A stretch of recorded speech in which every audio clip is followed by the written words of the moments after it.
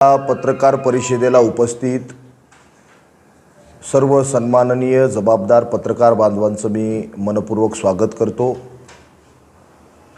माझ्यासोबत असलेल्या BRSPचे सर्व सन्माननीय जबाबदार पदाधिकारी कार्यकर्ते, बांधवांनो, बहुजन रिपब्लिकन सोशलिस्ट पार्टी औरंगाबाद लोकसभेच्या रणांगणामध्ये उतरलेली आहे। पक्षाचे संस्थापक राष्ट्रीय अध्यक्ष ॲडव्होकेट डॉक्टर सुरेशजी माने साहेब यांच्या नेतृत्वामध्ये औरंगाबाद लोकसभेचा हा निवडणुकीचा रणसंग्राम, ही लढाई मोठ्या ताकदीनं आणि शक्तीनं या ठिकाणी समस्त जाती धर्मातल्या बहुजन बांधवांना घेऊन आम्ही मोठ्या शक्तीनं लढत आहोत। ही निवडणूक लढत असताना आमच्या मागे फार मोठी पार्श्वभूमी आहे। गेल्या अनेक वर्षापासून बहुजन रिपब्लिकन सोशलिस्ट पार्टी इथला दलित असेल, इथला आदिवासी असेल, इथला भटका विमुक्त असेल, इथला मराठा असेल, इथला OBC असेल, इथला मुस्लिम असेल, या समस्त जाती धर्मातल्या बहुजन बांधवांचं दुःख, दारिद्र्य, आक्रोश आणि किंचाळ्या यांचे जगण्या मरण्याचे सगळे प्रश्न या देशातल्या सरकारच्या कानावर घालण्यासाठी, सरकार दरबारी मांडण्यासाठी मी पक्षाच्या माध्यमातून हजारो आंदोलनं केली, हजारो मोर्चे केली। प्रसंगी मी समाजासाठी अनेक वेळा जेलमध्ये गेलो, पोलिसांनी माझ्यावर गुन्हे दाखल केले। हे करत असताना आम्हाला अनेक अथक परिश्रमातून, अडचणीतून सामना करावा लागला, परंतु आम्ही बहुजन रिपब्लिकन सोशलिस्ट पार्टीच्या माध्यमातून फुले शाहू आंबेडकरी चळवळीचा सन्मान कधीही कमी होऊ दिला नाही। फुले शाहू आंबेडकरी चळवळीला प्रत्येक जाती धर्मातल्या माणसापर्यंत पोहोचवण्याचं आम्ही त्या ठिकाणी काम केलं। इथला दलित असेल, इथला शेतकरी असेल, इथला शेतमजूर, इथला विद्यार्थी, इथला कामगार असेल, इथल्या प्रत्येक घटकाला न्याय देण्याचं काम आम्ही गेल्या अनेक वर्षामध्ये केला। आमची भूमिका आहे की इथल्या शेतकरी शेतमजुराला त्यांच्या आत्महत्या थांबवण्यासाठी सरकारनं मासिक 5,000 रुपये पेन्शन द्यावी। इथला सुशिक्षित बेरोजगार आहे, त्या बेरोजगाराला सरकारने रोजगाराची निर्मिती करावी, अन्यथा जर तुम्हाला रोजगार देता येत नसेल तर प्रत्येक बेरोजगाराला त्या ठिकाणी तुम्ही बेरोजगार भत्ता दिला पाहिजे।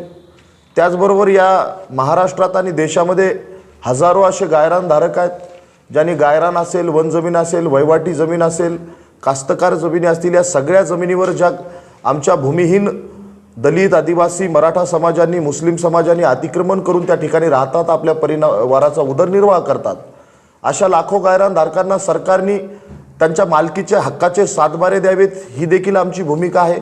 त्याचबरोबर औरंगाबाद शहराच्या सर्वांगीण विकासासाठी आम्ही आजपर्यंत ज्या ज्या लोकप्रतिनिधींना औरंगाबाद शहराच्या उमेदवारांनी निवडून दिलं, मग ते 20 वर्ष राजकारण करणारे खासदार असणारे चंद्रकांत खैरे असो, या चंद्रकांत खैरेंनी 20 वर्षामध्ये आम्ही बघितलं की कुठल्याही दलित वस्तीमध्ये ते गेलेले नाहीत, कुठल्याही दलितांच्या प्रश्नावर ते संसदेमध्ये बोललेले सुद्धा नाहीत। महाराष्ट्र आणि देशामध्ये हजारो दलितांच्या हत्या झाल्या, कत्तली झाल्या, आमच्या हजारो आई बहिणींचे बलात्कार झाले, अनेक अन्याय अत्याचार झाले, परंतु या सगळ्या प्रश्नावर इथले प्रस्थापित 20 वर्ष खासदार असणारे चंद्रकांत खैरे कधीही इथल्या दलितांच्या, आदिवासींच्या प्रश्नावर संसदेमध्ये बोलले नाही। चंद्रकांत भुमरे नावाचा भारतीय जनता पार्टी आणि शिवसेनेचा उमेदवार आपल्या सगळ्यांना माहीत आहे, पूर्ण महाराष्ट्राला आणि औरंगाबादला माहीत आहे की ज्यांची चौकामध्ये दारूची दुकानं आहेत, ज्यांचे बार आहेत, अशी उमेदवार समाजाला काय न्याय देणार आहेत?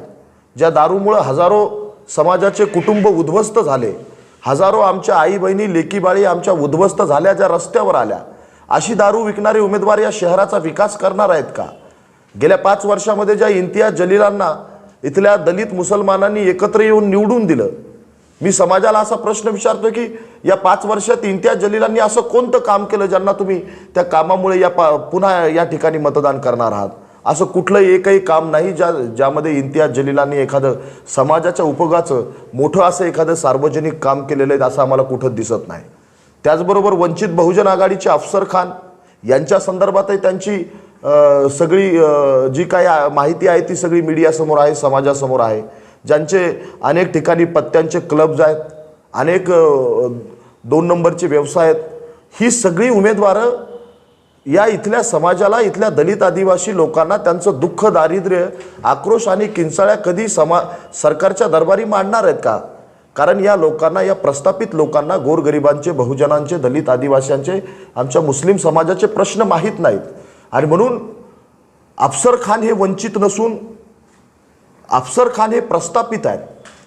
आणि म्हणून खरा वंचितांचा आणि खऱ्या निळ्या झेंड्याचा, खरा आंबेडकरवादी आणि खरा बहुजनवादी, खरा संविधान उमेदवार जर औरंगाबाद लोकसभेच्या मैदानामध्ये कोणी असेल तो केवळ आणि केवळ मी अरविंद कांबळे आहे.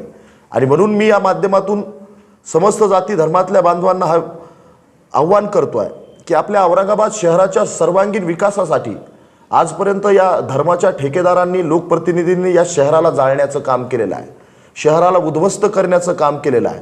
जात आणि धर्माच्या ठेकेदारांनी आमच्या हिंदू मुस्लिम बांधवांना एकमेकांमध्ये भांडणं लावून या शहरामध्ये दंगली घडवण्याचं काम केलेलं आहे. हजारो व्यापारी उद्ध्वस्त केले, हजारो हिंदू बांधव, मुस्लिम बांधव उद्ध्वस्त केले. आणि म्हणून अशा जात आणि धर्माच्या ठेकेदारांना आता घरी पाठवण्याची वेळ आलेली आहे. म्हणून ज्या लोकांची मी गेल्या अनेक वर्षापासून, 17 वर्षापासून मी फुले शाहू आंबेडकरी विचाराचा निळा झेंडा खांद्यावर घेऊन समस्त जाती धर्माचं दुःख, दारिद्र्य, आक्रोश आणि किंचाळ्या घेऊन मी या समाजाच्या हितासाठी निरंतर लढत आहे. म्हणून मी आपल्या सर्वांना या मीडियाच्या माध्यमातून विनंती करतो आहे की या औरंगाबाद लोकसभेच्या मैदानामध्ये आम्ही औरंगाबाद जिल्ह्याला आंबेडकरी चळवळीचा बालेकिल्ला समजतो, पण या आंबेडकरी चळवळीच्या बालेकिल्ल्यामध्ये इथल्या प्रस्थापित आंबेडकरी नेत्यांनी कुठलीही भूमिका निळ्या झेंड्यासंदर्भात घेतली नाही. आणि म्हणून माझा समाजाला प्रश्न आहे की आपल्या आंबेडकरी चळवळीच्या बालेकिल्ल्यामध्ये या निवडणुकीच्या रणांगणामध्ये निळा झेंडा कुठं आहे? निळा झेंडा जर आमच्या प्रस्थापित नेत्यांनी कुठल्या तरी चंद्रकांत खैरे, भुमरे आणि कुठल्या तरी इम्तियाज जलीलच्या दावणीला काय 15 दिवसासाठी हा झेंडा बांधलाय. आणि म्हणून आता या सगळ्या दलालांची मक्तेदारी, दुकानदारी बंद करण्यासाठी मी पुढे आलेलो आहे. मी खरा वंचितांचा, बहुजनांचा उमेदवार आहे. मीच खरा संविधानवादी, आंबेडकरवादी उमेदवार आहे. आणि या औरंगाबाद लोकसभेच्या मैदानामध्ये एकमेव निळा झेंडा घेऊन मी या औरंगाबादच्या लोकसभेमध्ये सगळ्या जाती धर्मातल्या लोकांना न्याय देण्यासाठी आणि या औरंगाबादाला एक सुशिक्षित, युवा, लढाऊ, तरुण, न विकणारा, निडर कार्यकर्ता या औरंगाबाद लोकसभेमधून या देशाच्या संसदेमध्ये गेला पाहिजे. या देशातली लोकशाही जिवंत ठेवण्यासाठी, या देशातलं भारतीय संविधान जिवंत ठेवण्यासाठी आणि संविधानानं या इथल्या बहुजन समाजाला दिलेलं शिक्षण, आरक्षण, संरक्षण, मताचा अधिकार आणि इथल्या प्रत्येक माणसाला दिलेलं आत्मसन्मान, स्वाभिमानाचं जीवन हे देण्यासाठी आम्ही या मैदानामध्ये उतरलो आहेत. आमच्या पुढे प्रश्नांचा भडीमार आहे. भारतीय जनता पार्टीच्या माध्यमातून गेल्या 10 वर्षामध्ये या देशामध्ये प्रचंड महागाई केलेली आहे. शेतकरी आत्महत्या करतोय, शेतमजूर आत्महत्या करतोय, बेरोजगार आत्महत्या करतोय. कुठलाच वर्ग या 10 वर्षामध्ये सुखी समाधानानं नांदत नाही. संविधानाला बदलण्याचे षडयंत्र केल्या जात आहेत, लोकशाहीला उद्ध्वस्त केल्याचे षडयंत्र केले जात आहेत, सरकारी यंत्रणेचा गैरवापर केला जातो, प्रत्येक जाती धर्माला आरक्षणाच्या नावाखाली भांडण त्यांच्यामध्ये केल्या जातं, त्या आरक्षणाच्या नावाखाली समाजामध्ये फूट पाडल्या जाते. आणि म्हणून ही प्रचंड अशा सगळ्या ज्या काही समस्या आमच्या पुढे समस्यांचा डोंगर आहे, हा समस्यांचा डोंगर तोच व्यक्ती त्या समस्यांना निराकरण करू शकतो जो त्या समस्यांना जाणतो. आणि म्हणून मी गेल्या 17 वर्षापासून बाबासाहेब आंबेडकरांचा, फुल्यांचा, शाहूंचा, बुद्धांचा, समस्त जाती धर्मातल्या आमच्या सगळ्याच समतावादी महापुरुषांचा विचार घेऊन या देशात भारतीय संविधानाला अपेक्षित, बाबासाहेबांना अपेक्षित समता, स्वतंत्रता, बंधुता, न्यायावर आधारित समाज व्यवस्था निर्माण करण्यासाठी आणि बाबासाहेब आंबेडकरांचं राजकीय स्वप्न पूर्ण करण्यासाठी मी या मैदानामध्ये उतरलो आहे. मी सगळ्या फुले शाहू आंबेडकरांच्या अनुयायांना, समाज बांधवांना, जाती धर्मातल्या विखुरलेल्या बहुजनांना हे आवाहन करतो आहे की या औरंगाबाद लोकसभेच्या या मैदानामधून, या 2024च्या रणसंग्रामामधून आपल्याला एक लढाऊ कार्यकर्त्याला या देशाच्या संसदेमध्ये पाठवायचं आहे. हीच मी तुम्हाला कळकळीची विनंती करतो. जय भीम. सिटिझनशिप बद्दल आपण केलेलं आहे, याबाबत आपण सुप्रीम कोर्टात जाणार आहात. CAA NRCच्या बाबतीमध्ये जेव्हापासून अमित शहा, भारतीय जनता पार्टीच्या सरकारने हे कायदे लागू करण्याचा प्रयत्न केला तर महाराष्ट्रात आणि देशात एक दलित चळवळ, बहुजन चळवळ म्हणून आम्ही सर्वात प्रथम मुस्लिम समाजाच्या पाठीशी त्या ठिकाणी उभा राहिलो. आणि आम्ही सिटिझनशिप अमेंडमेंट असेल, तुमची NRC असेल, या सगळ्या कायद्याला विरोध करून आम्ही रस्त्यावरची आंदोलनं उभा केली, शाहीनबागसारखी आंदोलनं उभा केली. आणि आता सरकारने निवडणुकीच्या तोंडावून मुद्दामून मुस्लिम समाजाला या ठिकाणी हिंदू समाजाला खुश करण्यासाठी मुस्लिम समाजावर अन्याय करणारा कायदा जो सिटिझनशिप अमेंडमेंट ॲक्ट लागू केलेला आहे, आम्ही असं समजतो का हा अन्यायकारक आहे. याचा आम्ही रस्त्यावर तर विरोध करणारच आहोत, परंतु आमच्या पक्षाचे संस्थापक राष्ट्रीय अध्यक्ष ॲडव्होकेट डॉक्टर सुरेश माने साहेब हे स्वतः संविधान तज्ज्ञ आहेत, घटना तज्ज्ञ आहेत. हे नक्कीच पुढचा विचार करून कोर्टाची लढाई देखील आम्ही त्या ठिकाणी आमच्या मुस्लिम बांधवांसाठी लढू.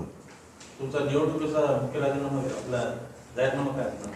आमचा निवडणुकीचा जाहीरनामा आहे की या औरंगाबाद शहराच्या विकासासाठी आतापर्यंत कुठल्याच लोकप्रतिनिधींनी पाहिजे तसं काम केलेलं नाही. आमचा पहिला मुद्दा आहे की औरंगाबाद शहराचा हा सर्वांगीण विकास झाला पाहिजे.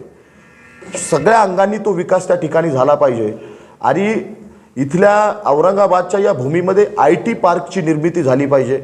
इथले तरुण, हजारो तरुण आहेत जे डिग्र्या घेऊन आहेत परंतु त्यांना रोजगार नाही आहे. हजारो तरुण बेरोजगार आहेत, ते आत्महत्या करतायत. आणि म्हणून या तरुणांना सरकारने नौकर भरती करून सगळ्यांना नोकरी द्यावी. आमची अशी भूमिका आहे, आमचा जाहीरनामा आहे की प्रत्येक कुटुंबामध्ये त्याच्या पात्रतेनुसार त्यांना एक नोकरी असावी. ही सरकारने ते धोरण स्वीकारावं. आणि BRSPचं तेच धोरण आहे की प्रत्येक कुटुंबामध्ये, तो कुठल्याही जाती धर्माचा असो, एक सरकारी नोकरी त्या ठिकाणी द्यावी. आणि सरकारला ही नोकरी देता येत नसेल तर सरकारने त्यांना बेरोजगार भत्ता द्यावा, ही आमची मागणी आहे. दुसरी, शेतकरी शेतमजूर आहेत, प्रचंड आत्महत्या करतायत. शेतकरी शेतमजुरांना त्यांची आत्महत्या थांबवण्यासाठी पेन्शन लागू केली पाहिजे. प्रत्येक शेतकरी शेतमजुराला 5,000 रुपये पेन्शन द्यावी.